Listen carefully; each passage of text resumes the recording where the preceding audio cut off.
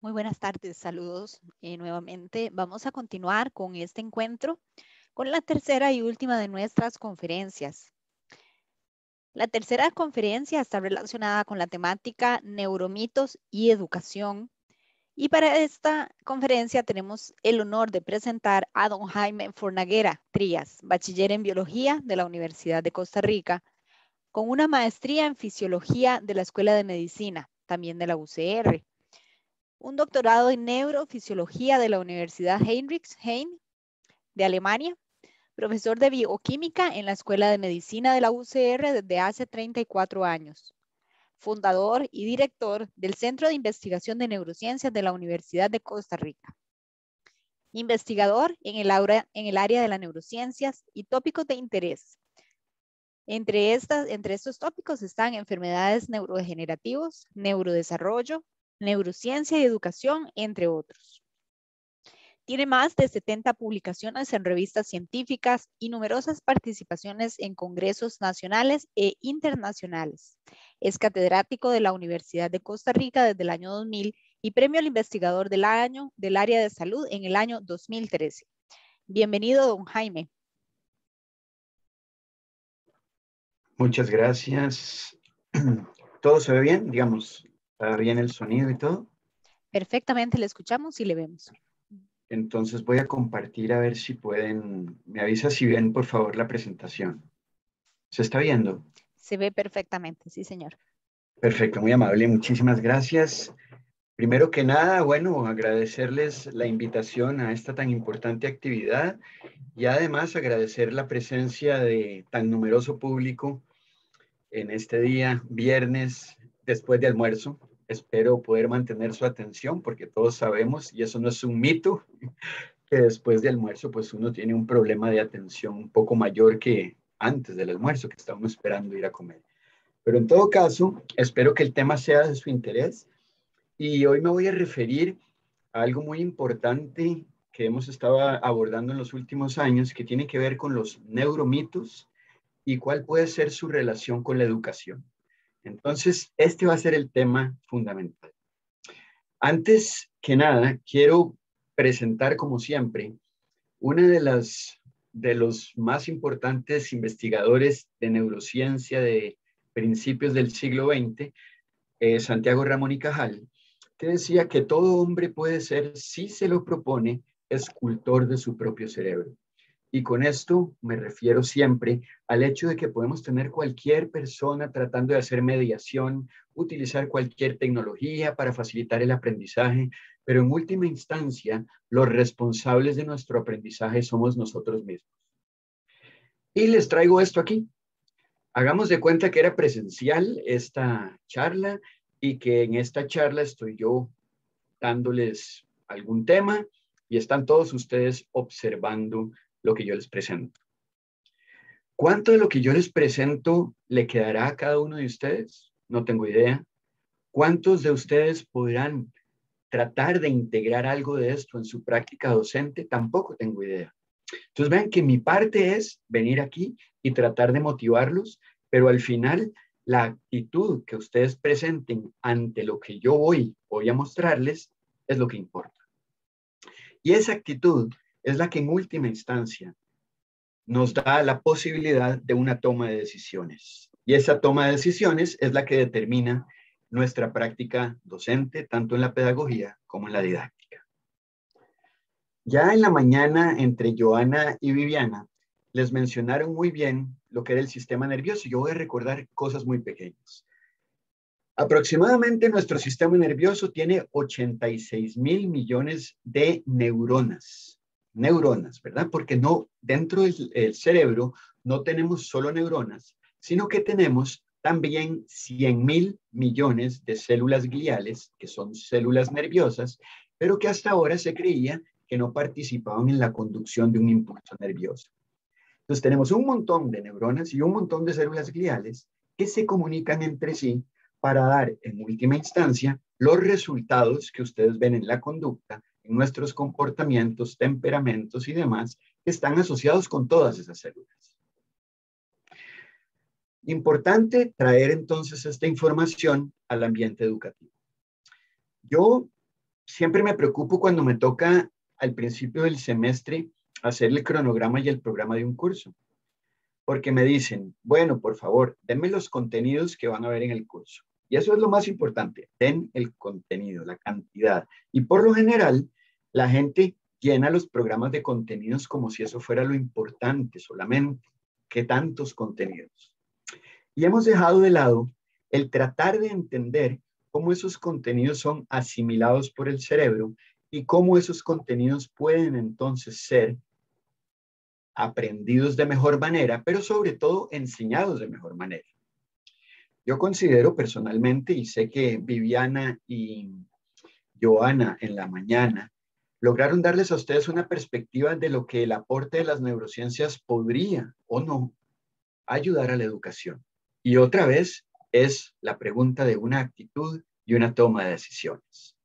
Pero hay un paradigma que a mí me pone nervioso de vez en cuando, después de 35 años de dar clases, y es, ¿por qué si sabemos que el aprendizaje es tan plástico, como lo mencionó Joana, la educación ha cambiado tan poco? Las técnicas didácticas y pedagógicas muy a menudo se parecen a unas de hace 100 años.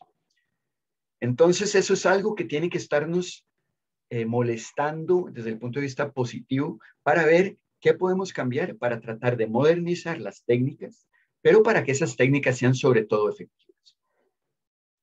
Perdón. Okay. Usha Goswami, una neurocientífica principalmente del área de cognición, decía que debido a que no hay aprendizaje sin cerebro, como lo vieron con Joana, la investigación moderna de los procesos de aprendizaje relaciona inevitablemente la educación y la neurociencia. Y es desde aquí donde vamos entonces a analizar el problema que hoy nos compete. Todos ustedes seguro han escuchado hablar de las modas. Y la neuromoda no se queda por fuera. Hoy en día existe un término muy interesante que se llama la neurofilia. Y es que todo el mundo quiere ser amigo del neuro. El neuro parece ser importante y cuando hay un neuro delante de cualquier palabra, parece que eso toma seriedad.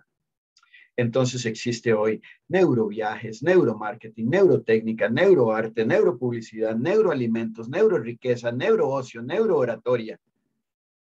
Y la verdad, pocos de esos neuro tienen un fundamento neuro.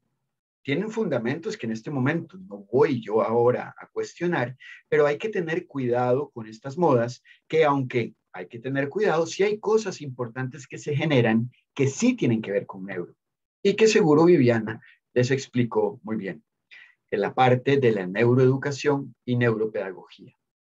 Pero ¿qué es la neuroeducación? También lo tocaron hoy en la mañana, pero en una definición corta para retomar eso es una nueva visión de la enseñanza que se basa en aportar estrategias y tecnologías educativas centradas en qué, no en el cerebro, sino en su funcionamiento. ¿Cómo funciona el cerebro? Y esa neuroeducación se está conformando por tres grandes áreas: las neurociencias, la pedagogía y la psicología. Es decir, es por definición multidisciplinaria. Y esto tenemos que tenerlo claro. Hoy en día no podemos llegar muy lejos en el estudio del sistema nervioso si no somos multidisciplinarios. Pero la multidisciplinaridad presenta un reto importantísimo. Y es, ¿quién está hablando con quién? Los educadores con los neurocientíficos. Pero tal vez no estamos acostumbrados a hablar el mismo idioma. Los neurocientíficos tal vez sabemos algo de metodología, de conocimiento del cerebro, del rigor científico, pero los educadores tienen las estrategias pedagógicas, la experiencia aplicando currícula, el manejo de la dinámica del aula, y cada uno debe aportar en un sentido, en una misma dirección, tratando de hablar el mismo idioma y no tratando más bien de diferenciarnos los unos de los otros, porque este es el primer punto para empezar a crear neuromitos. Entonces, tiene que existir una comunicación fluida y sobre todo respeto. Respeto a esas diferencias. Diferencias que siempre van a ocurrir entre las diferentes áreas. Pero no hay que tratar de exacerbar las diferencias, sino tratar de fortalecer lo que tenemos en común y aportar desde nuestra perspectiva para que eso común sea el objetivo al cual lleguemos al final. No sé si ustedes recuerdan, tal vez soy muy jóvenes, y en 1990 el presidente de aquel entonces de Estados Unidos, George Bush, declaró lo que se llamó la década del cerebro. Yo no sé, ¿para qué declara uno eso? Bueno, en realidad él lo declaró para tratar de justificar una inversión supermillonaria en investigar durante 10 años cómo funciona el cerebro. No creo que él pensara que en esos 10 años iba a lograr entender todo el cerebro, pero fue una época muy importante para el desarrollo de tecnología y de nuevos conocimientos. Entonces, todo esto que apareció en esos 10 años, más lo que hemos hecho en estos últimos 21, nos ha aportado nuevo conocimiento. Pero junto con este conocimiento aparecen los neuromitos. Es decir, a medida que más conocemos sobre el cerebro, veremos más neuromitos aparecen. Porque se parece como que ya todo fuera muy cotidiano, que todos podríamos hablar del cerebro como que el cerebro fuera algo muy sencillo de explicar, y aunque uno lo puede explicar de manera sencilla, no es sencillo el funcionamiento cerebral. Entonces, por ahí vamos a ver, aparecen una serie de mitos que son importantes. Pero, ¿qué es un mito? Yo, con unos compañeros del Centro de Investigación en Neurociencia, elaboramos una encuesta sobre neurociencia. Tal vez alguno de ustedes incluso la contestó, que fue a través de Colipro, con la ayuda de Jorge Quesada en aquel momento. Jorge Quesada nos ayudó a que ustedes, docentes asociados al Colipro, contestaran una encuesta sobre los conocimientos que tenían de neurociencia. Les voy a pedir, y en este momento van a tener 4 minutos para que marquen ustedes en un pool que Byron les va a presentar en este momento, en 4 minutos, que marquen ustedes, según las respuestas que les va a presentar Byron, estas 10 preguntas que aparecerán con un sé que es correcto, incorrecto y no sé. Eso es lo que quiero que ustedes pongan. Si esa afirmación que está ahí es correcta, es incorrecta o es no sé. No pueden marcar las 3, tienen que escoger una de las 3. ¿De acuerdo? Entonces tienen, a partir de ahora, ya apareció ahí en pantalla, 4 minutos, y los cuento con un cronómetro. Entonces, 4 minutos tienen, muchachos. Es más, les voy a poner Vivaldi para que estén tranquilos.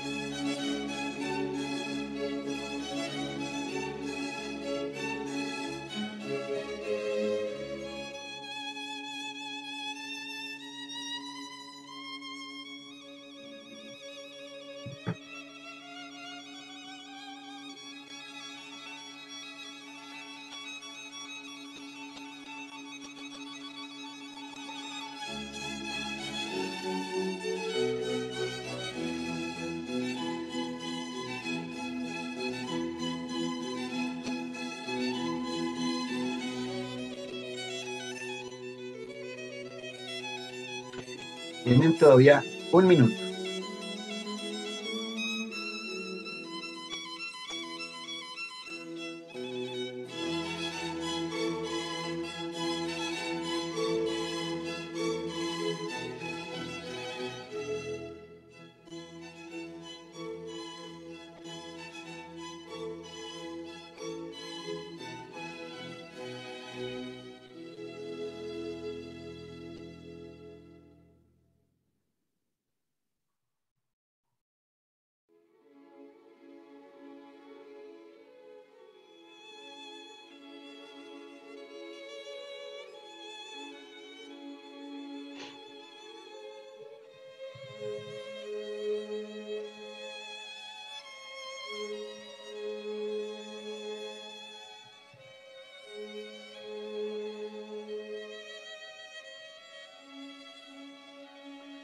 Bueno, en este momento se acabaron los 4 minutos. Bueno, las que pudieron terminar o los que pudieron terminar, todo bien, los que no también. Esto es para tratar de hacer un ejercicio un poco más adelante, pero muchísimas gracias por su participación. Entonces, olvídense de esto. Ya terminó, era para despertarlos, era un quiz. Ok. Ahora vamos a continuar. Entonces, con ¿qué es un mito? ¿Qué creen ustedes que es un mito? Bueno, si uno lo busca en el diccionario, dice que un mito es una historia fabulosa de tradición oral que se explica por medio de la narración, que es una historia imaginaria que altera las verdaderas cualidades de una persona o de una cosa y les da más valor del que tienen en realidad. Existen neuromitos y aquí los definen en algunas partes como falsas creencias originadas a la hora de intentar aplicar la neurociencia a la educación y la enseñanza.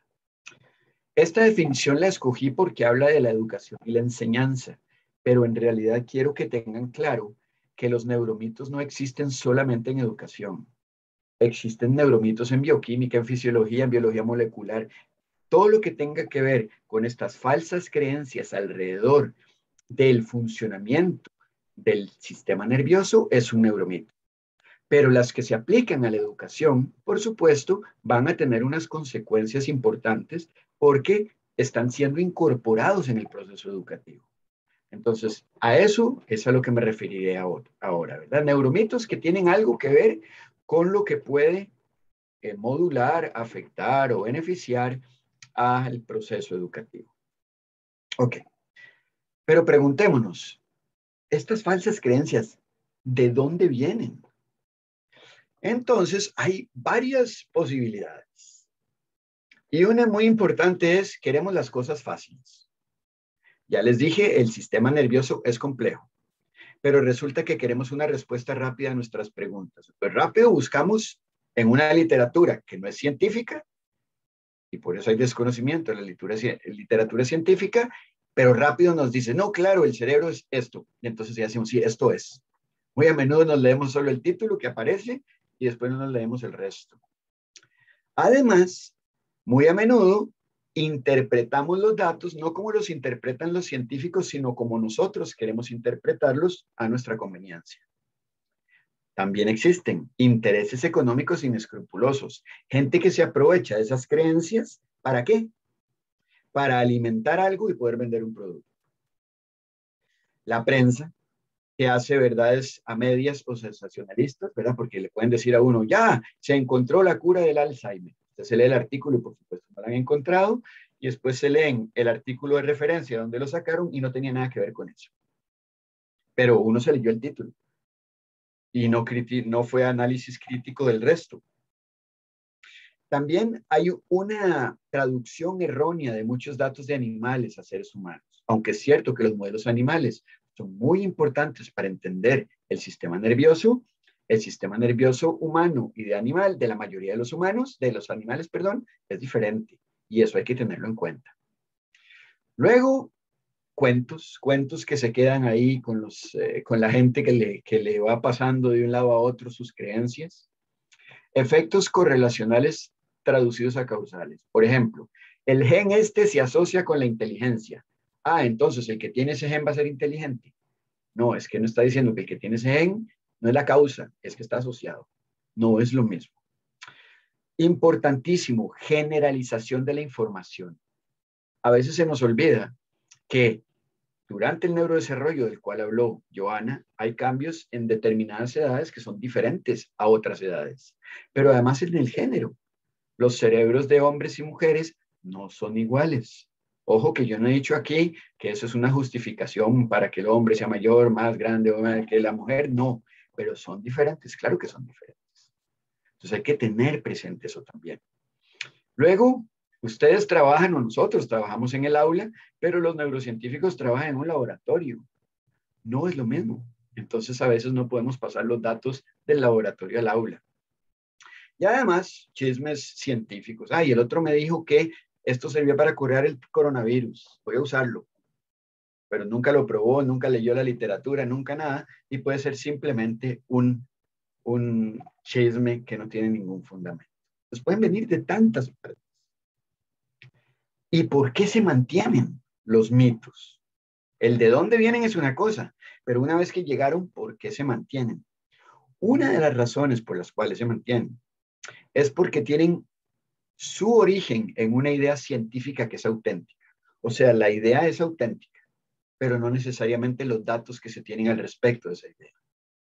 Posiblemente no existen datos que permitan asegurar que esa idea es verdad, que esa idea tiene fundamento. Además, se mantienen porque se comercializan en redes sociales, en medios de comunicación, películas. Ahora les presentaré un ejemplo de uno de ellos. Y se venden como verdades científicas. A nosotros si nos dicen que nos van a curar esto con aquello, que es facilito, y se toma 2 al día, y ya se le curó, ustedes quieren creer eso. Pero las cosas no son tan fáciles. Y además, creo que este es muy importante.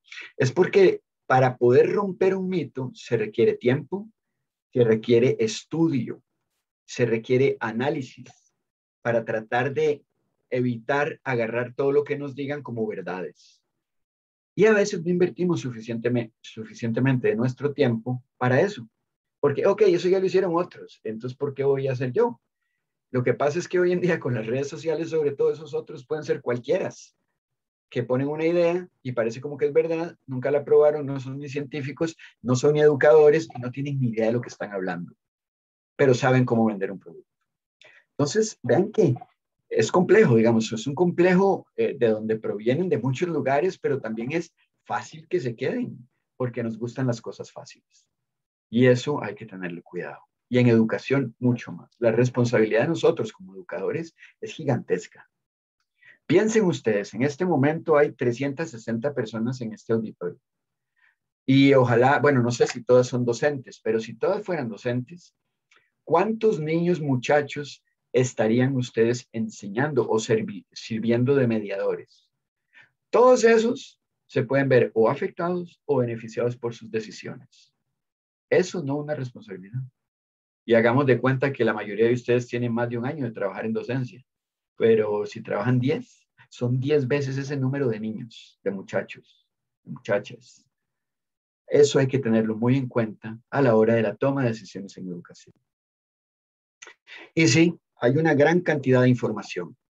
¿Y cuál es el reto de nosotros como personas, pero sobre todo como educadores?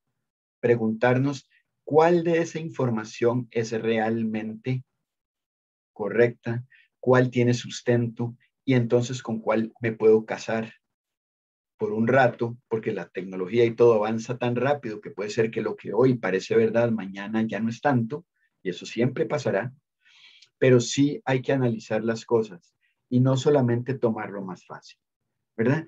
Por lo general, aquí la prensa científica no es muy seria, entonces tal vez no se toman todas las cosas tan en profundidad y de repente sacan unos titulares que todos creemos que ya se está solucionando el problema del mundo y en realidad no es cierto. Hay que ser crítico, no solo leerse los encabezados de las noticias. Y aquí dicen que mal de muchos, consuelo de nosotros, y es los neuromitos están en todo el mundo. No es que están en Costa Rica, no es que están en países en vías de desarrollo, no. Neuromitos se han expandido a lo largo de todos los continentes. Y aunque en África no existen estudios claros sobre eso, seguro que también los hay. Pero no solamente en todos los continentes, sino además a todo nivel de enseñanza, desde preescolar hasta la universidad. O sea, no es que decimos, ay, no, es que los de preescolar tienen más mitos que los de la universidad, de los profesores de universidad. No necesariamente. Es muy variable según el país.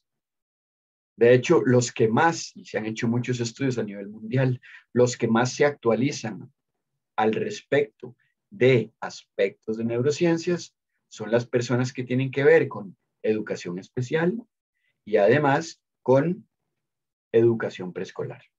Entonces son gente que son muy activos y van a cursos y leen cosas y tal. Pero entonces está en todo lado los neuromitos. Una investigadora ecuatoriana estadounidense que se llama Tracey Tokuhama ha hecho una gran cantidad de estudios, ha escrito libros sobre neuromitos y ella lo que dice es que los neuromitos pues son el producto de especulaciones inteligentes.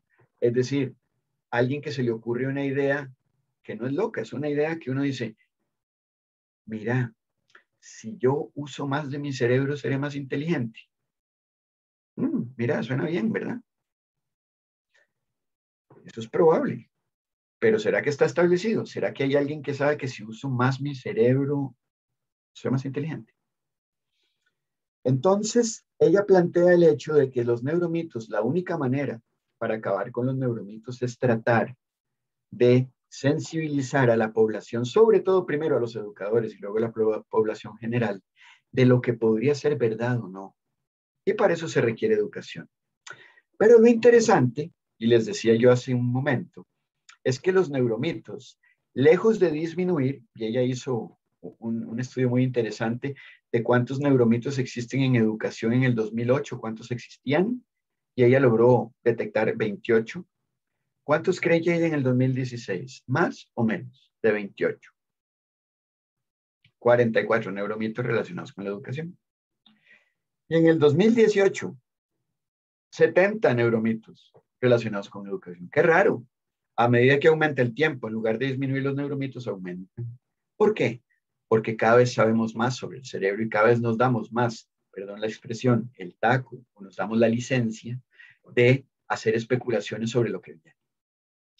Entonces, estos neuromitos son contra los que hay que luchar. ¿Luchar por qué? Solamente porque uno quiere que no haya mitos, no, porque esos mitos podrían afectar nuestros procesos de enseñanza-aprendizaje.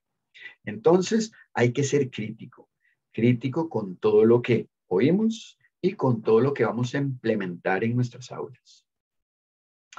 ¿Y cómo se detiene la bola de nieve? Pues sí, hay mucha gente que se lo ha cuestionado y como les digo, existen artículos al respecto y hace ya algunos años se desarrolló un movimiento muy fuerte que se llamaba Mind, Brain and Education, que es mente, cerebro y educación, en el que se trataba entonces de abordar este tipo de temas y uno de los grandes problemas, ¿saben cuál fue? La comunicación. ¿Cómo se comunica un neurocientífico con un educador? Y ahí empezaron los problemas. No se entendían. Aunque ustedes no crean, más de 10 años, 10 años efectivos, costó para que los neurocientíficos trataran de bajar la cabeza y trataran de decir lo que es complejo de una manera que los demás pudieran entenderla. Porque si no nos entendemos, ¿cómo hacemos para buscar soluciones conjuntas? Entonces, hay que educarse, hay que hablar un mismo idioma y hay que buscar puntos de encuentro. Entonces, voy a hablarles de algunos ejemplos de neuromitos y que tengan muy presente esto con todos los mitos que voy a ver. No es solo lo que se dice, sino cómo se dice. ¿Verdad? Ustedes pueden decir una cosa, pero el cómo la dicen cambia totalmente el enfoque de lo que dicen. Entonces, insisto, hay que ser críticos, investigar y sobre todo contrastar evidencia. ¿Qué dice Pepito? ¿Qué dice Juanito? Esto parece más dudoso, la metodología aquí fue... Y ustedes se preguntarán, ¿y eso se logra? Sí, pero yo sé, requiere tiempo. Nosotros que hemos tenido en el Centro de Neurociencias mucho contacto con docentes, sobre todo de preescolar, yo personalmente, y que lo que siempre me decían era, pero Jaime, no tenemos tiempo porque tenemos tanta papelería que llenar en nuestras clases, tantos informes que hacer y tal. ¿Cómo voy a leer artículos? ¿Cómo voy a investigar en el aula? ¿Cómo voy a ver si lo que yo estoy haciendo en el aula fue exitoso o no, más allá de las notas? No puedo. Entonces yo les dije, ustedes ya están haciendo investigación en el aula con los datos que recogen. La única cosa que hay que hacer, y suena fácil, es sistematizarlos. Es decir, que los datos que ustedes obtienen sean sistematizados por cada uno de ustedes y luego los analicen y luego los compartan con compañeros. Estos no son datos como para esconderlos uno en una gaveta y decir esto es mío, sino más bien que los demás se beneficien de sus prácticas docentes y de ver si realmente pintar la pared azul del cuarto de nuestros niños en preescolar tuvo algún efecto. Pero si no lo mido, ¿cómo hago para saber si el azul, el verde, el rojo o el amarillo son mejores? Si es que eso tiene algún efecto en realidad. Entonces, eso hay que tomárselo en cuenta. Entonces, primero que nada, les dije que había habido muchos avances de la tecnología. Y uno de los más, tal vez, que la gente más le gusta, porque arroja imágenes muy bonitas, es el de imágenes cerebrales funcionales. Y existen diferentes técnicas. Esto que ustedes ven aquí es un resonador magnético. Y este resonador magnético puede entonces ver con una persona viva cuáles son las partes del cerebro que se activan, que están más activas, que están menos activas en diferentes momentos y realizando diferentes tareas. Esto, por supuesto, no era imaginado hace 40 años. Para saber la funcionalidad de nuestro cerebro, lo único que podíamos hacer era ver un electroencefalograma, ver cambios eléctricos, pero nunca tan específicos de cada región y poder comparar las diferentes regiones. Entonces, claro, esto trajo cualquier cantidad de conocimiento, pero al mismo tiempo trajo malas interpretaciones de ese conocimiento del público general. No de los científicos que sí saben lo que dicen, pero como lo dicen puede ser mal interpretado por los científicos, por los que no lo son, no dominan la técnica y pueden malinterpretar. Entonces vamos al primer mito. El primer mito es que decimos que usamos solo el 10% de nuestro cerebro. Este mito se descubrió que desde 1948 aparece por ahí en textos y tal. Usamos solo el 10% de nuestro cerebro. Si agarramos, por ejemplo, imágenes funcionales cerebrales con este aparato que yo les mostraba ahora y vemos cerebros, estos son dos cerebros, ¿verdad? Un cerebro que está de una persona durante la vigilia, o sea, despierto, y la misma persona durante el sueño, y se le mide entonces la actividad cerebral. Lo que se está tratando de hacer es ver el movimiento de las manos durante el sueño, que se puede estimular, ¿verdad? Con algún tipo de estrategia que ahorita no voy a explicar, pero que se puede hacer. Y vemos estos colores. Estos colores quiere decir que estas áreas del cerebro están más activas que otras áreas. Si ustedes lo observaran así nomás, parece que muy poquito, mucho menos que el 10% del cerebro está activo. Entonces, de estos datos, yo puedo decir, usamos solo el 10% de nuestro. Pero no es cierto. En realidad es porque estamos simplemente fijándonos en un lugar específico con una actividad específica. Pero no quiere decir que el resto de nuestro cerebro esté apagado, sino quiere decir que no, el resto de nuestro cerebro tiene una actividad menor ejecutando ese movimiento, por ejemplo, de las manos. Hay una película que les voy a pasar un pedacito porque esto es lo que mantiene los mitos. Era de Lucy, no sé si la lograron ver en el 2014. Y voy entonces a compartirles aquí este pequeño videito para que ustedes vean por qué se mantienen los mitos. Y aquí va entonces, voy a compartir. Ay, Dios mío, vamos a ver. Estoy teniendo problemas de compartir aquí. Uy, ok, aquí está. Entonces, voy a compartirles esto. Lo del 20. Ok, aquí. Ustedes me dicen si lo ven, por favor, y si lo escuchan. Let's imagine for a few moments. Se ve y se escucha perfecto. If we could access, let's say, 20% of our brain's capacity, this first state. Perdón, nada más introducir, él está diciendo que los humanos solamente usamos el 15% de nuestra capacidad. ¿Y qué pasaría si usamos el 20%? Would give us access to and control of our own body. Sir? Yes. Has it been proved scientifically? Well, for the moment, it's just hypothesis, I confess. But if you think about it, it's troubling to realize that the Greeks, the Egyptians, and the Indians had notion of cells centuries before the invention of the microscope. And what to say about Darwin, whom everybody took for a fool when he put forth his theory of evolution? It's up to us to push the rules and laws and go from evolution to revolution. Ok, aquí está hablando él, lo voy a traducir y no les voy a pasar todo el video, les voy a decir lo que dice. Es un catedrático universitario en una de las universidades más importantes en esta película, diciendo que solo utilizamos el 15% de nuestra capacidad y alguien le pregunta, bueno, y él dice, y si usáramos el 20%, seríamos capaces de controlar todo nuestro cuerpo. Y así siguen las preguntas hasta el final que dice, ¿y qué pasaría si usáramos el 100%? Y él dice, no tengo ni idea. Esta película fue muy famosa en su época por diferentes razones, y no sé, el que la vio sabe que es porque esta Lucy ingiere una sustancia que le permite eso.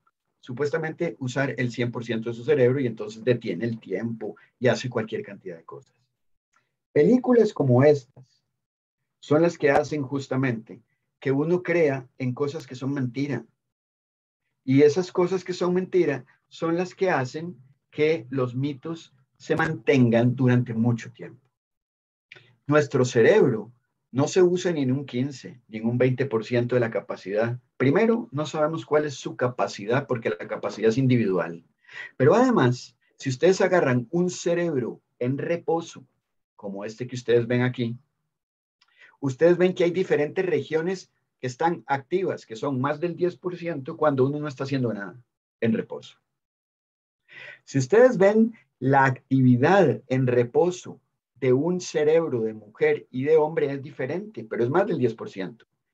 Esto que está en rojo es donde las mujeres tienen mayor actividad que los hombres en reposo, y lo que está en azul es donde los hombres tienen mayor actividad que las mujeres en reposo. No quiere decir que lo que está en amarillo no tenga actividad. Quiere decir que tiene menos actividad en reposo. Pero entonces, con este tipo de imágenes también podríamos decir que usamos, ¿qué? El 20%, el 15% del cerebro. El cerebro se utiliza como un todo y siempre se está usando. Entonces, y perdonen que lo puse en inglés, pero lo puse porque este es el original que me pareció muy importante, y es que dice lo siguiente, y esta es una verdad, que es las técnicas de imaginería, que son estas que les menciono, que puede ver uno el cerebro, permiten ver el que ciertas regiones específicas del cerebro están involucradas en ciertos procesos mentales. Eso es cierto. Pero resulta que a partir de eso decimos que solamente las que tienen color, como lo he mostrado antes, son las que están activas. No es cierto. Es las que están más activas. Las demás ahorita no me importan. Y yo defino cuáles áreas quiero ver. Entonces, las que están en gris no son áreas que no están funcionando, sino son áreas que tienen una menor actividad que las que tienen una mayor actividad. Pero todo el cerebro está activado en un mismo momento. Claro que habrá regiones más y menos, dependiendo de qué función estemos haciendo. Entonces, algunas regiones corticales parece que ni activas están. Eso no es cierto, simplemente están menos activas.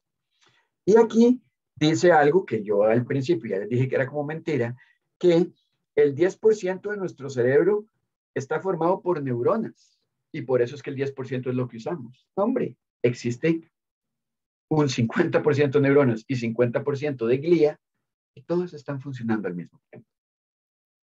Entonces, hay otra afirmación que lanza la gente que cree en mitos y dice que, entonces la capacidad de las personas que aprenden más, la capacidad cerebral se aumentó, ¿no?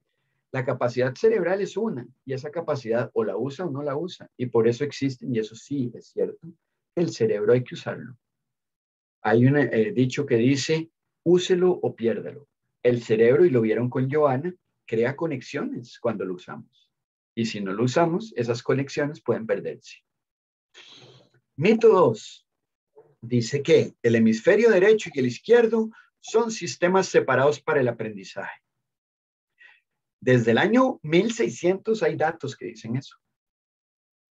Y resulta que sabemos que hay dos hemisferios y eso nos permite tal vez intuir que esos dos sistemas estén separados. Pero sabemos hoy en día que esos dos hemisferios están unidos fuertemente. ¿Gracias a qué?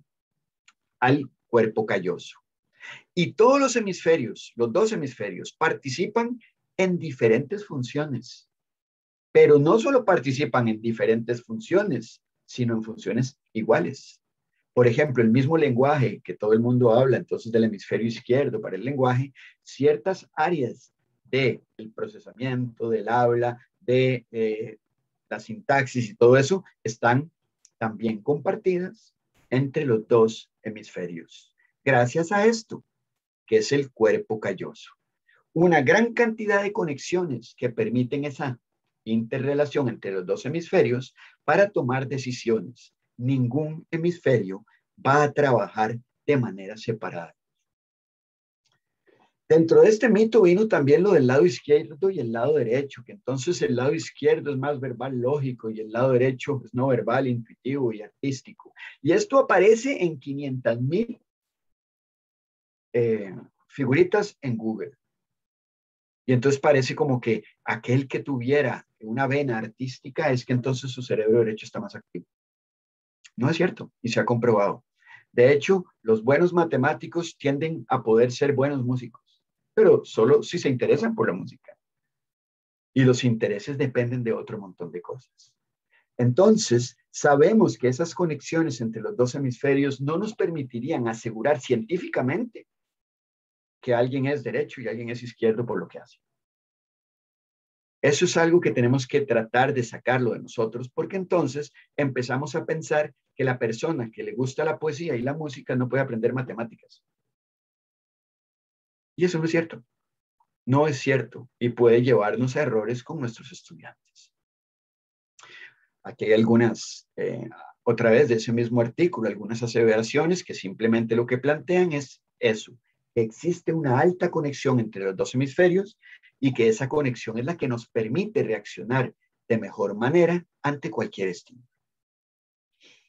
El mito 3. Los individuos aprenden mejor si reciben información en su estilo de aprendizaje preferido.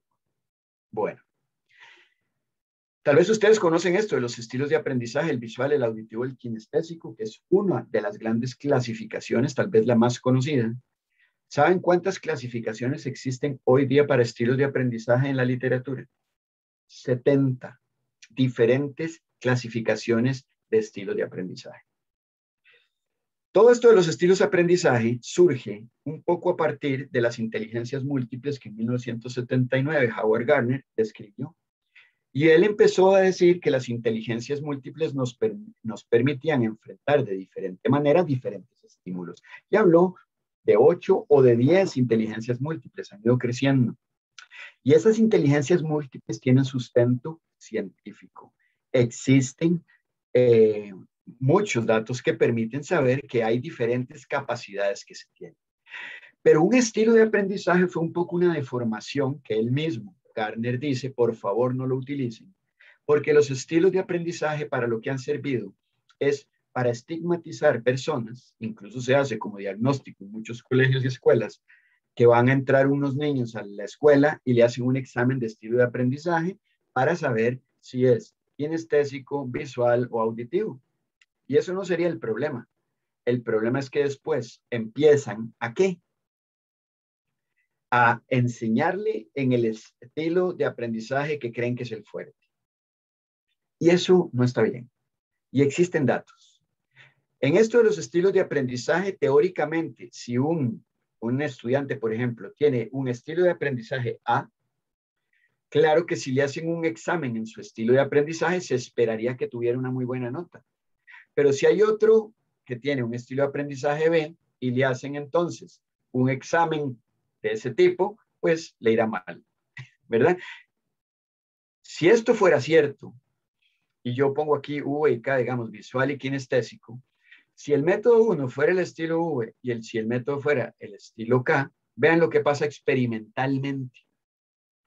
Esta es una persona que, digamos, tienen estilo de aprendizaje del tipo A y diferentes métodos. Y vean que no se cumple lo que uno esperaba, teóricamente, de esa famosa hipótesis. Si la gente le dan su estilo de aprendizaje, aprende mejor.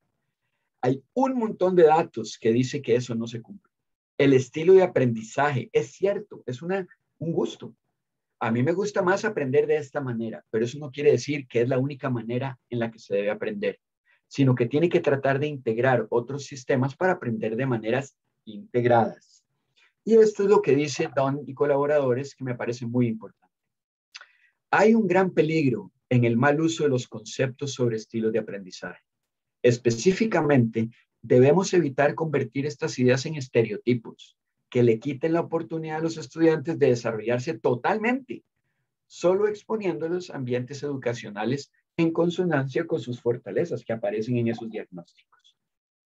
Entonces, la educación es una cuestión integral en la que debemos entonces incorporar diferentes elementos y no pensar que ya tenemos encasillado a un estudiante y tenemos que darle información solo en ese estilo de aprendizaje que nos salió en el diagnóstico.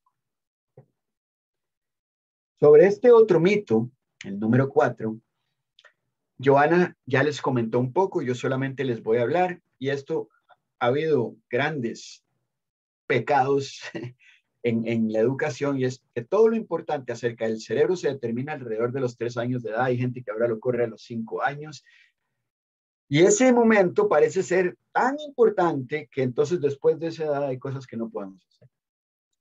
Y eso no es tan cierto.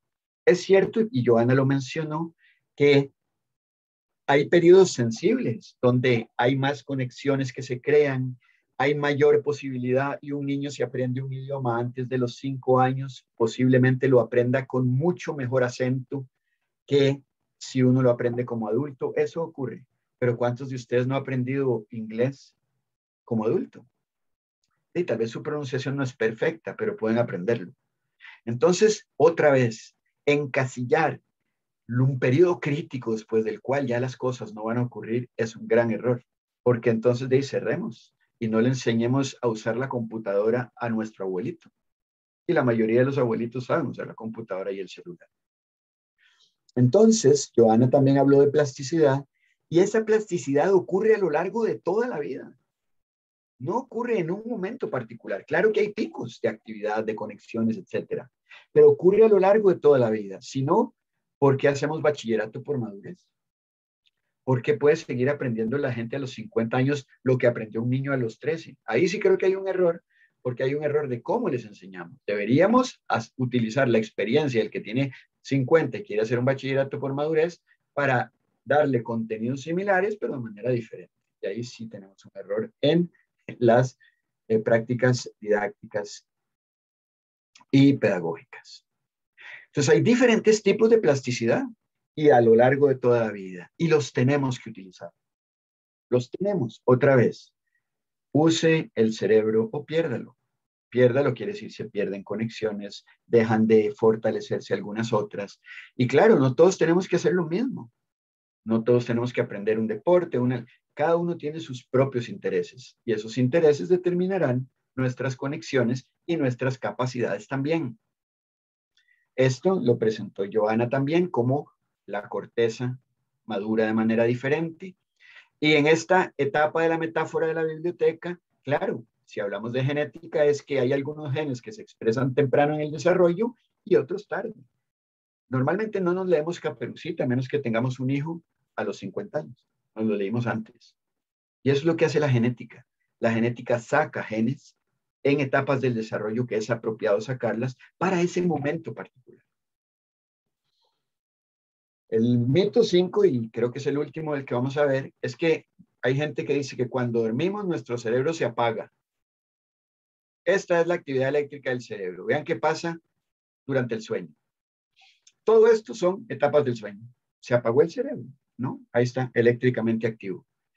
vemos una resonancia magnética del cerebro durante el sueño. Este es el sueño con no REM, o sea, no movimientos oculares rápidos, y aquí con movimientos oculares. Todo esto son etapas del sueño. Y vean la actividad cerebral. Más bien, se sabe que durante el sueño consolidamos parte de la memoria de lo que hicimos durante el día. Y el gran error que se ha cometido en la educación preescolar es quitarles ese periodo de siesta que antes se tenía, porque ahora los queremos tener activos todo el rato para que aprendan 3 idiomas a los 3 días de nacidos, para que hagan ecuaciones diferenciales a los 5, cuando el neurodesarrollo requiere más tiempo. Entonces, dormir es necesario, pero no mientras esté dando la clase, ¿verdad? Sino durante el sueño. El ejemplo que no les voy a poner para poder ir más allá. Y entonces, vamos a hablar de lo que decía la OCDE en el 2003. Lejos de que las neurociencias se caractericen como una nueva corriente que entra en el campo educativo, que transforma en la salvación para resolver los problemas de aprendizaje o la calidad de la educación, la propuesta es que sea una ciencia que aporte nuevos conocimientos al educador, con el propósito de proveerle suficiente fundamento para innovar y transformar su práctica docente y ojalá evitar los neuromitos. Claro está que no todo lo que hay en la neurociencia se aplica en el campo educativo, por lo que el educador ha de ejercer un enorme criterio al establecer los aspectos que son relevantes para su práctica pedagógica. Asimismo, vale la pena recordar que en este proceso de vincular los aportes neurocientíficos al aprendizaje, se necesita diferenciar lo que ya está validado, lo que es hipótesis o probabilidades, lo que es mera especulación o mito, y por fin diferenciar la generalización equivocada que se hace debido a una comprensión limitada del tema. Voy a parar aquí justo a los 50 minutos para dar espacio para preguntas y con mucho gusto yo le pediría a Byron si fuera tan amable nada más que pusiera el resultado de la encuesta, si es tan amable, nada más para que lo vean ellos en pantalla. Y aquí les pongo nada más mis direcciones por si quisieran escribir en algún momento con preguntas particulares. Gracias. Nada más lo voy a decir rápido, disculpe, doña Olga. Vean lo que ponen. Las habilidades están localizadas en ciertas áreas del cerebro. Correcto, 77%. En realidad, no es correcto. Las habilidades no están en ninguna parte del cerebro. Las habilidades se generan. Las habilidades tienen la posibilidad de activar diferentes partes del cerebro, pero no están. Digamos, ustedes no pueden señalar una parte y decir, aquí está mi habilidad para. No existe. Las personas aprenden mejor cuando reciben. Vean, el 84% dice que sí. Y esto tiene una razón de ser. Y es porque, claro, a mí me gusta más aprender así. Y depende de lo que usted enseñe, tendrá razón. Pero no es un aprendizaje integral y está desaprovechando ciertas partes del cerebro. Entonces, si quiere lo deja por ahí, Byron, para darles tiempo a preguntas, pero para que vayan viendo cuáles son las respuestas. Y veo que, si quiere baje un momento, nada más me llama la atención que, bueno, aquí hay una en la que hay más falsos, en este caso hay correctos, ok, muy pocos correctos. Vean, aquí dice que, perdón, el anterior, este que viene, dice, cuando se daña un área del cerebro, alguna otra área puede asumir su función. Solamente un 33% dicen que es correcto. Y es correcto. O sea, eso es correcto. Es lo que se llama la capacidad de compensación del cerebro, es gigantesca. Y así sucesivamente. Pero vean ustedes que incluso podríamos hacer un curso tratando de explicar estas 10 preguntas que les mandé para tratar de aclarar esas diferencias con la realidad y por qué es que ustedes creen eso. Sería importante y por qué decirles que no es lo que ustedes creen en algunos casos. Perdón, doña Olga, ahora sí. Gracias. Muchísimas gracias, don Jaime, por esta valiosa exposición. Tenemos comentarios muy positivos en el chat, ¿verdad? Donde reconocen la calidad de las 3 exposiciones y nos dicen por acá, como por ejemplo, estamos cerrando con un broche de oro. Muchísimas gracias, don Jaime, por este valioso aporte. Vamos a proceder al espacio de preguntas y respuestas. Tenemos una pregunta por acá que nos dice, actualmente el profesorado se nos solicita que se planifique incorporando el DUA en nuestro trabajo. ¿Qué tipo de actividades recomendaría que estimulen de manera activa y conjunta diferentes áreas del cerebro durante el proceso de enseñanza y aprendizaje? Bueno, voy a dejar de compartir si les parece, voy a ver, ¿dónde estoy? Es que no veo el control aquí de dejar de compartir. Ya dejó de compartir, don Jaime. Bueno, ok, perfecto. Entonces, importantísimo, la cuestión no es tecnológica, es una cuestión otra vez, de actitud. Lo más importante es el cerebro funciona como un elemento integral y por lo tanto, sí, como seguro les dijo Viviana, desgraciadamente no pude ver la charla de Viviana, existe la posibilidad de que ustedes utilicen diferentes estimulaciones sensoriales para obtener más información de un mismo elemento. Yo siempre pongo un ejemplo, hoy lo quité porque ya era demasiado, pero por ejemplo que ustedes estén enseñando ciencias. Y en ciencias quieren enseñar animales de Costa Rica. Ponen dentro de animales de Costa Rica, ustedes dicen, bueno, ¿qué animales de Costa Rica? Ponen el título, animales de Costa Rica, y lo dejan en blanco. Ya cuando ustedes ponen animales de Costa Rica, todas las personas que están ahí, sus cerebros empiezan a maquinar de qué hablaremos y empiezan a pensar en diferentes animales. Ustedes ponen un ruido de un animal que ustedes escojan. Yo pongo el jaguar de vez en cuando. Entonces les decimos, ¿qué animal es ese? Tal vez no saben, tal vez alguien dice, bueno, es lo que sea. Entonces ustedes dicen, ok, eso es lo que ustedes creen, y ahí sacan la foto del animal. ¿Era el animal o no? Empiezan a hacer una asociación de animal Costa Rica, porque el jaguar está en Costa Rica. Si hubieran aparecido un león, no hay en Costa Rica. Entonces, ya están enseñando en un mismo concepto la asociación de ideas, oyendo un sonido, viendo una imagen y, súper importante, escribiendo la palabra jaguar. Porque todos esos estímulos activan diferentes regiones del cerebro. Y eso permitirá que la próxima vez que yo tenga un estímulo similar, pueda asociar más rápidamente el criterio, el elemento. Entonces, yo considero que es una cuestión, sí, de mucha, dependiendo de la temática que usted vaya a usar, es iniciativa. ¿Cómo hago para estimular más sentidos para que las personas más fácilmente asocien? Les voy a dar un tip que me ha servido un montón. Yo utilizo la música para asociar, y yo doy clases de bioquímica. No diría que tiene que ver la bioquímica con la música, ¿verdad? Entonces yo lo que hago es que relaciono cosas de ciertas canciones con algunos de los conceptos de bioquímica. Y les hablo de la canción, les hablo del actor de la canción, y entonces todos dicen, ah, sí, a mí me gusta el reggaetón, o no me gusta, oh, a mí me gusta esto.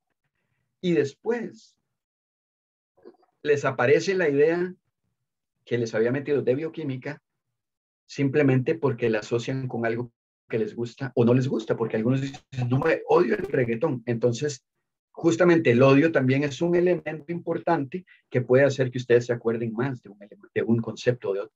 Entonces, vean que es algo que yo no escribiría en un libro. ¿Por qué? Porque cambia con las tecnologías, cambia con las generaciones. Si ustedes tienen muchachos de 25 años o si son de 18, es diferente. Y si utilizan niños de 10 o de 5, totalmente diferente los intereses. Entonces, lo que yo siempre digo, todo lo que vayan ustedes a utilizar, tienen que tomar en cuenta su población. ¿Son niños de qué edad? Y yo siempre hago una encuesta, ahora no la hice porque era mucha gente, pero normalmente antes de dar una charla, les lanzo unas preguntas para saber cuáles son los intereses. Y trato de tocar los intereses de las personas dentro de la charla. ¿Para qué? Para que se sientan apelados y que ellos están contribuyendo con esa clase. Entonces, esas son estrategias que ya les digo, pues en un libro es difícil porque depende muchísimo de la población y del país, ¿verdad? Entonces, es complejo. Muchísimas gracias. Tenemos una pregunta por acá. En realidad es un grupo de preguntas, las voy a parafrasear. ¿Qué relación existe entre la lectura y el desarrollo cerebral? Y preguntan si la lectura es una forma o una estrategia para fomentar este desarrollo. ¿Y qué otras estrategias existen para fomentar el desarrollo cerebral? Bueno, sí, la lectura, de hecho, la lectura y el lenguaje en general fue uno de los cambios más gigantescos que produjo más cambios a nivel cerebral cuando en los homínidos, ¿verdad? En los anteriores humanos empezaron a desarrollar todo lo que era el lenguaje y luego el lenguaje escrito y el lenguaje hablado y todo eso, el cerebro empezó a desarrollarse grandísimamente en unas partes temporales, en la parte temporal que Johanna les mencionó, y eso hace que podamos relacionar muchísimas cosas. Pero hay que tener cuidado. El lenguaje tiene también su neurodesarrollo y por eso, otra vez, yo insisto, y en esto yo sé que no todo el mundo está de acuerdo conmigo, pero existe evidencia al respecto, que existe un neurodesarrollo, existen tiempos. Y ese mismo lenguaje que sí estimula el crecimiento y la creación de contactos entre diferentes regiones, no es el mismo a todas las edades. Hay edades en que sería más apropiado empezar a desarrollarlo y tal vez no antes. Antes se requieren de otros elementos para que se enriquezca el lenguaje. El lenguaje no es un vacío. El lenguaje tiene significado, tiene contexto y tiene sociedad. Entonces, el punto es que toda esa parte cerebral se desarrolla con las experiencias con los demás. Por eso es tan importante esa interacción con otras personas. Y por eso esta pandemia ha sido tan terrible, porque efectivamente la interacción entre las personas se ha mediado a través de un aparato que no permite el contacto físico, que eso también desarrolla las conexiones a nivel cerebral. Entonces, lo que ustedes han escuchado es cierto, el ejercicio, el trabajar colaborativamente para poner las cosas fáciles, sirven para estimular conexiones a nivel cerebral. Y existen todos los datos que ustedes quieran, pero no a la loca, ¿verdad? Siempre dirigido, siempre con un objetivo, porque no es lo mismo una edad que otra edad. Entonces, yo creo que por eso los mitos se quedan ahí mucho tiempo y es porque uno tiene buenas ideas, pero las buenas ideas tienen que existir, que hay pruebas que dicen que sí mejoran. Y si ustedes quieren actividad física, mejora conexiones cerebrales. El participar colaborativamente con otras personas mejora las conexiones y permite asociaciones casi que no podría usted lograr solo. O sea, que todas esas cosas que no necesitan ni tecnología permiten que el cerebro se desarrolle de manera sana e integral. O sea, no hay que descubrir muchas cosas sofisticadas. Son cosas que ya hacemos, pero que tenemos que hacerlas de manera dirigida y consciente. Eso me da pie al siguiente grupo de preguntas, que se relacionan con qué afectación puede tener el uso de las tecnologías con el neurodesarrollo. Ok. Afectación siempre suena como negativo, ¿verdad? Yo voy a decir cambios, porque efectivamente sí, las tecnologías, como cualquier cosa utilizada en exceso, puede tener un efecto nocivo. Pero las tecnologías están aquí y han demostrado también, lo que pasa es que tienen poco tiempo, digamos, desde el punto de vista evolutivo, de estar con nosotros. Entonces todavía no podemos ver todos los cambios cerebrales que se han hecho.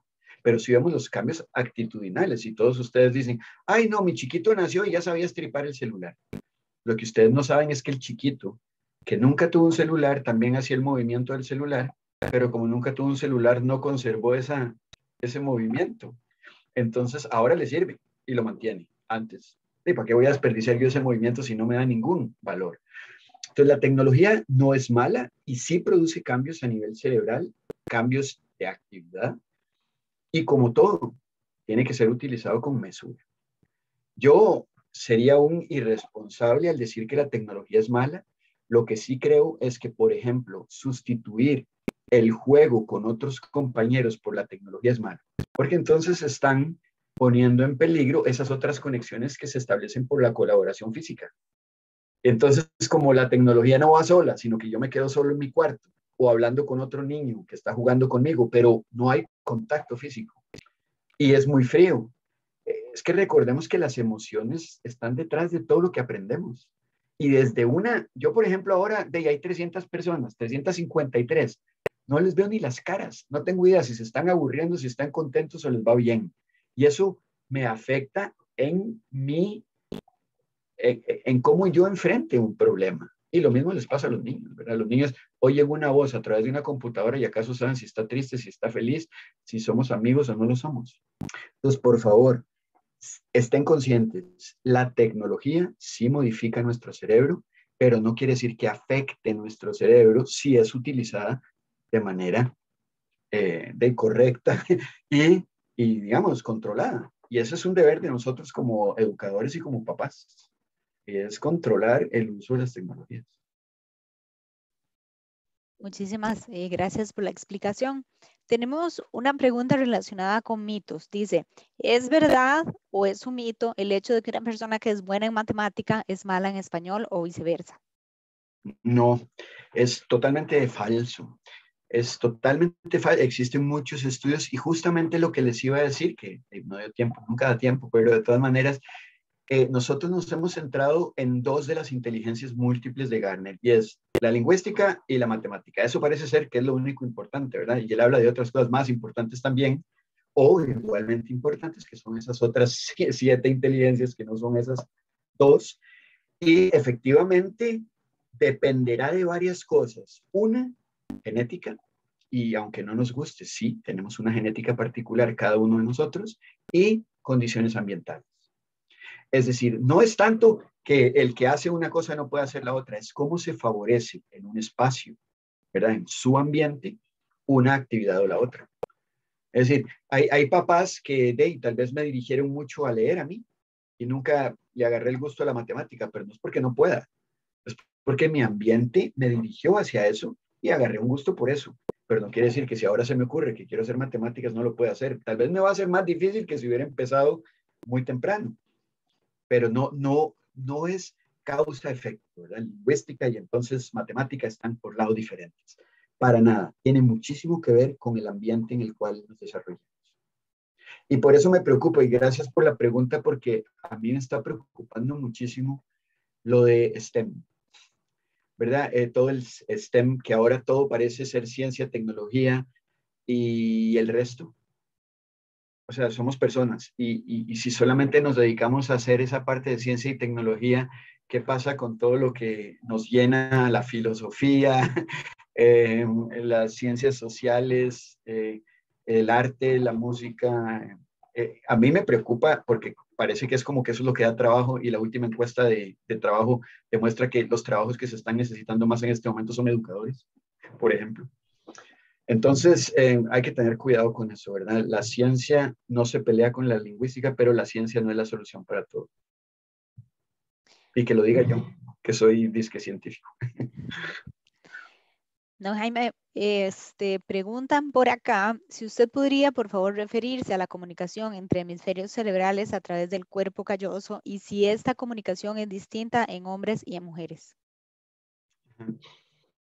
Bueno, la comunicación entre los dos hemisferios son autopistas gigantescas y se encuentran diferencias entre hombres y mujeres dependiendo de la función que estemos estudiando.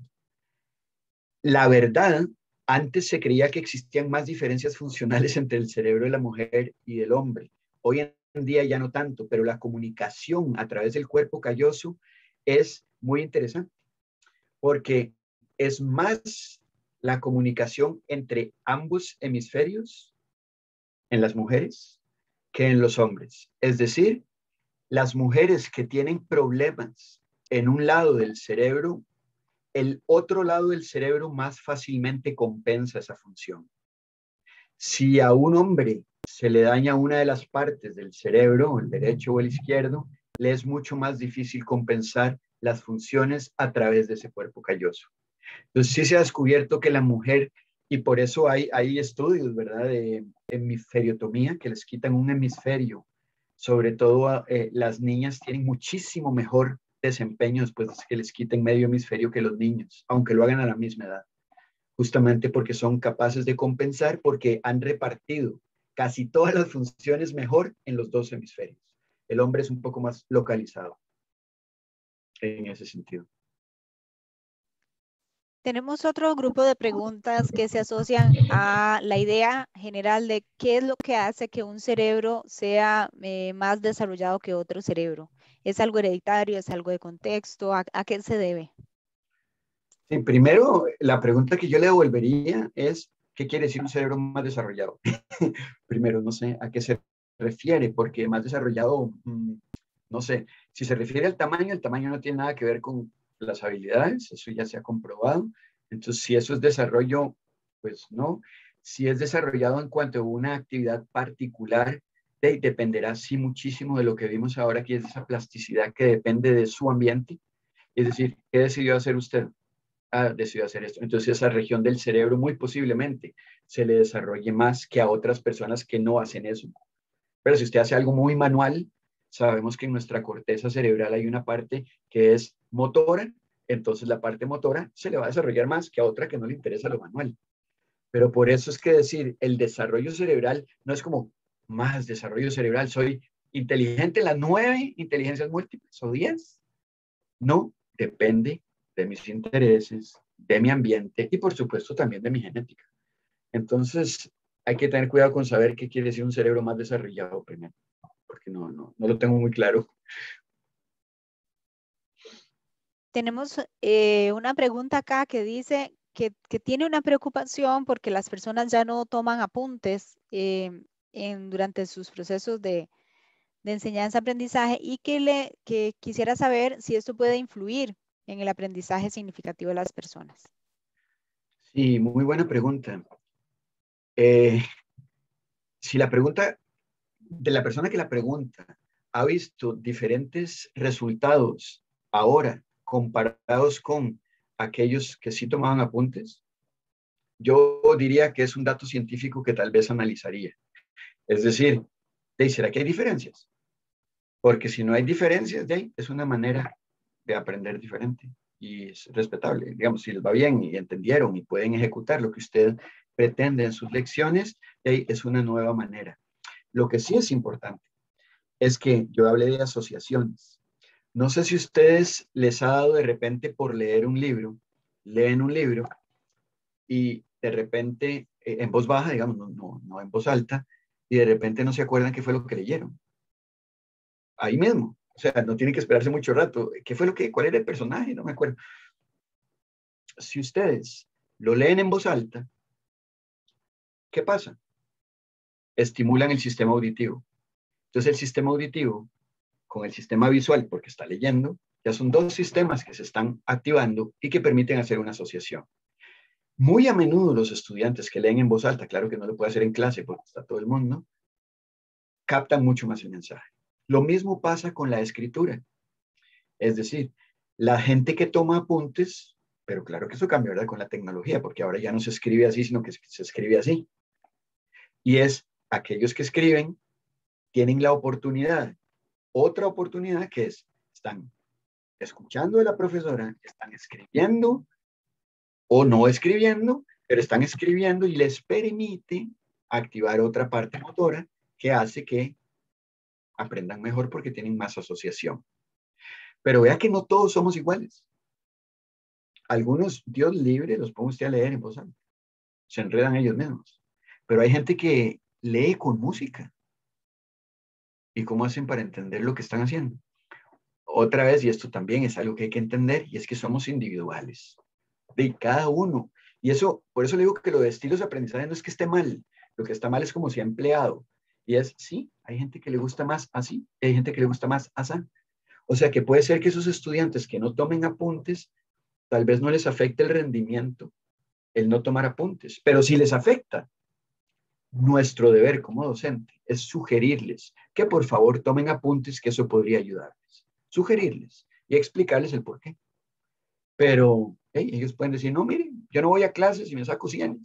Si 100 es la meta nuestra, que bien, y no tiene que ir a clases. Estoy hablando de la universidad, ¿verdad? No estoy hablando de cuando los niños no pueden decidir si quieren ir o no al colegio. Sí. Tenemos otra pregunta acá que dice que ¿cuál es la perspectiva de la neuroeducación respecto a los niños y niñas superdotados? Uy, esa pregunta se lo hubieran tenido que hacer a Joana, que ha hecho charlas incluso de niños superdotados. Yo ahí no me he metido mucho, la verdad, en ese tema. Es un tema complejo, sobre todo porque es un tema que ha hecho, bueno, que ya se hacen escuelas para niños superdotados y ha sido muy cuestionado por una razón social más que desarrollo cerebral y neurocientífico. Es cierto, existen niños que tienen mayores capacidades en ciertas cosas. Sí, es cierto. La cosa es, ¿qué queremos de esos niños? Porque podemos estimularlos para que vayan a la universidad a los 7 años, como ha ocurrido, o podemos obviarlo y que el niño se aburra en el colegio, como ocurre también, o tomar medidas para que el niño no se aburra y no llegue a los 7 años a la universidad. Pero claro que existen niños que son súper dotados, digamos, no es una invención. Como en todo, existen niños que son capaces de hacer muchas cosas al mismo tiempo y todo tiene una base muy a menudo genética, pero muy a menudo también del desarrollo. Es decir, usted puede tener una genética, pero si no la estimula, se queda en pura genética. Es lo que yo le decía un día a un muchacho, usted puede ser hija de un premio Nobel y de una premio Nobel. Eso no le asegura que se vaya a ganar un premio Nobel. Es decir, usted tiene que trabajar por eso también. ¿Verdad? Esos niños que llegan a la universidad con 7 años no son niños que están viendo tele y jugando Nintendo todo el día, ¿verdad? Son niños que pasan estudiando todo el día. Entonces eso también es una decisión que hay que tomar familia y sistema educativo. ¿Qué se hace para insertar a esos niños y que no sean aliens dentro de esta sociedad? Que ellos se sientan cómodos. Yo me he leído muchas cosas del MEP que dicen que nuestro deber como educadores es tratar de educar para ser una persona integral. Entonces mi pregunta sería, ¿qué tan integral es un niño al que mandamos a los 7 años a la universidad? Digamos, hay que preguntarle al niño, pero habría que ver eso. Entonces, eso tiene para mí más connotaciones éticas y sociales que del neurodesarrollo, porque por supuesto que hay niños que tienen capacidades superiores, digamos, superiores, entre comillas, capacidades muy grandes para ciertas cosas. Eso no quiere decir que para todo, ¿verdad? Muchos de esos niños no son capaces de socializar, muchos de esos niños no son capaces de comunicarse con otros de manera asertiva. Sí, no sé, muy bien, sí contesté la pregunta, pero de veras, si Joana les dejó la dirección, Joana sí ha estudiado mucho sobre ese tipo de niños y valdría la pena preguntarle a ella. Entendido, don Jaime. Tenemos una pregunta por acá que dice que qué relación existe entre las etapas de desarrollo motor, por ejemplo, el gateo, con el desarrollo posterior de habilidades como, por ejemplo, la lectoescritura. Bueno, como retomando es un poco lo mismo anterior, es el neurodesarrollo es un proceso que ocurre y es lo que llamamos experiencia, se llama experiencia expectante. Y es que todos creemos que tiene que seguir un proceso. Y ese proceso puede ser experiencia dependiente, es decir, lo llevamos a cabo o no. Entonces, como todas estas asociaciones se crean, el gateo siempre hay papás que se preocupan porque todo el mundo dice, bueno, va el primero el 1, luego el 2 y luego el 3, y entonces tiene que gatear antes de caminar, si no va a tener problemas. El problema no es tanto el que no gatee, el problema es el tiempo que uno invierte gateando, se están desarrollando otras cosas al mismo tiempo, no es tanto la parte motora, porque el gateo le da una perspectiva del mundo diferente que el estar de pie, aunque parezca una tontería, pero no lo es decir, tiene una seguridad por andar en 4 patas que le permite entonces al cerebro, entre comillas, invertir más recursos en desarrollar otras cosas. Muy a menudo, las personas que gatean más tiempo son personas que tienen o que desarrollan más rápido el lenguaje. Justamente porque no están invirtiendo tanto en la parte muscular de caminar ya y de ir y aguantar el equilibrio, sino que, como van en 4 patas, el cerebro puede empezar a establecer asociaciones en otras áreas. El cerebro sí tiene límites. El cerebro es de capacidad limitada. Es decir, mientras hago una cosa, no puedo estar haciendo 150 otras. Y por eso también pueden hablarlo con Joana, la famosa estimulación temprana, en que tratan de meterle a un niño cosas a ciertas edades, que son 700 cosas al mismo tiempo, no es la mejor estrategia para el cerebro, porque están compitiendo demasiados elementos y no le permite crear asociaciones fuertes entre esos elementos. Entonces, la respuesta en corto es el gatear. No es tanto un problema, justamente, de motor, sino que le permite al cerebro invertir en otras cosas que no tienen que ver con lo motor y ya lo caminar vendrá, ¿verdad? Entonces, el acelerar que alguien camine no vale la pena. Y el preocuparse porque no haya gateado tampoco vale la pena, porque ustedes pueden entonces estimular otro tipo de áreas como papás o como educadores en preescolar, si quieren, que permita fortalecer esas cosas, ¿verdad? No es como que ya no hay nada que hacer, ¿verdad? Es que es patológico. Eso no, hay que tener cuidado de no volver patológico todo lo que es simplemente un poco diferente. Y por último, por cuestiones de tiempo, ¿verdad? Vamos a decir la última pregunta. Preguntan por acá, ¿qué opinión le merecen a usted los test de coeficiente intelectual? Bueno, a mí, vamos a ver, cómo lo digo para que no suene raro. No es a mí. Ya los test de coeficiente intelectual, pues son como todos los tests. Algo como rapidito para ver qué o qué y tratar de otra vez estigmatizar a alguien. Yo creo que sí, hemos hecho muchos test, no para beneficiar a las personas, sino para separarlas, ¿verdad? Como para tomar decisiones de, bueno, usted no con nosotros, usted con nosotros porque usted tiene un coeficiente de tanto. Existen otros test mucho más integrales que el coeficiente intelectual clásico, que no se basa tanto en ese tipo de desempeño más académico, matemático y de asociación, sino que hay otros que esto tal vez les habló Joana, no sé, lo de la prueba G, ¿verdad? De la inteligencia, digamos, general. Y eso involucra otros aspectos que tienen mucho que ver también con las inteligencias múltiples, que en el coeficiente, es de coeficiente intelectual, no contempla. Y como las personas tienen otras inteligencias múltiples, como ya lo dijo Gardner, y que existe ciencia que lo apoya, valdría la pena incluir dentro de esos test otra cosa. Vean que ahora la gente lo que persigue más en los trabajos ya no es si usted puede o no puede, sino lo que llaman las habilidades blandas, por ejemplo. Eso no está contemplado en un test de coeficiente intelectual. Entonces, estamos seleccionando o poniendo en una casilla a alguien como para qué, ¿verdad? Entonces, no sé, tal vez para compararlo con el vecino, y esto no lo digo irónicamente, lo digo desgraciadamente, lo que hacemos como papás a veces me preocupa mucho, y es que queremos siempre competir con el hijo del vecino. El mío empezó a caminar a los 11, el mío empezó a caminar a los 9, el mío habla 3 idiomas a los 2, el mío solo uno. Y eso parece ser lo que al final hace que cambiemos currícula y cosas en los lugares. Y me parece que es un poco irresponsable porque el neurodesarrollo no depende de lo que los papás quieran, sino de cómo va en la historia de ese niño. Bueno, y con esto cerramos el espacio de preguntas de esta interesante conferencia. Don Jaime, muchísimas gracias por este aporte que usted ha realizado en esta actividad el día de hoy. Apreciamos mucho su participación. Y le voy a ceder la palabra para que pueda usted despedirse, por favor, de los participantes. Sí, no, muchas gracias a ustedes, doña Olga, por la invitación. Para mí es realmente un placer. Sí es una lástima el no verles las caras, pero es un placer porque igual no hubiéramos podido tal vez aglutinar a tantas personas presencialmente, pero espero que les haya llegado el mensaje y ahí les dejé mis direcciones por si tienen preguntas y si no les recomiendo, también en el Centro de Investigación en Neurociencias, Joana trabaja y cualquier pregunta que llegue ahí la podemos repartir a Joana o a otros expertos que hay en el área de cognición.